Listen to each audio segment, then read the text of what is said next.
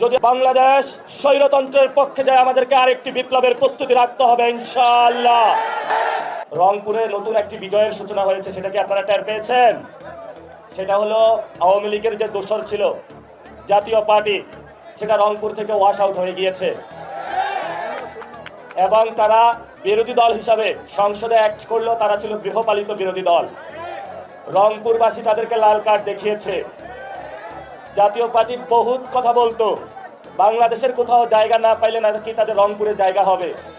রংপুরবাসী তাদের সঠিক বিচার করেছে এবং জায়গা ঠিক করেছে যে ফেসিবাদী কোনো শক্তির সাথে তারা আপোষ করবে না ইনশাআল্লাহ।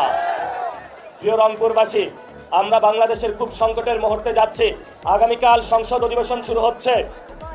আগামীকাল বাংলাদেশে সিদ্ধান্ত হবে বাংলাদেশ কি গণতন্ত্রের পক্ষে যাবে নাকি স্বৈরতন্ত্রের পক্ষে যাবে। যদি আগামীকাল বাংলাদেশ স্বৈরতন্ত্রের পক্ষে যায় আমাদেরকে আরেকটি বিপ্লবের প্রস্তুতি রাখতে হবে ইনশাআল্লাহ। আমরা অনেক ভুল করেছি, আমরা অনেকের প্রতি দয়া দেখিয়েছি, অনেকের প্রতি মায়া দেখিয়েছি, অনেকের প্রতি সহনশীল আচরণ করেছি, ভদ্র ব্যবহার করেছি, সভ্য সমাজের সূচনা করেছি।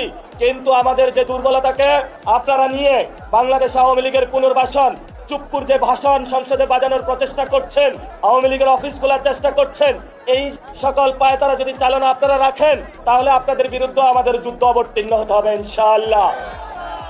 গতবারে আমরা একটা ভুল করেছিলাম, আন্দোলনে অনেকে স্টেক নিয়ে বাংলাদেশের জনগণের উপরে চাঁদাবাজির মহাসাম্রাজ্য চালিয়েছিল, সন্ত্রাস চালিয়েছিল, দুর্নীতি চালিয়েছিল। এবারের আন্দোলনে আমরা বলবো, যারা চাঁদাবাজি করেন, সন্ত্রাসী করেন, দুর্নীতি করেন, আল্লাহর রাস্তায় আপনারা দূরে থাকবেন। আন্দোলনের দোহাই দিয়ে আপনাদেরকে আমরা চাঁদাবাজির গ্রিন কার্ড আর দিতে পারবো না।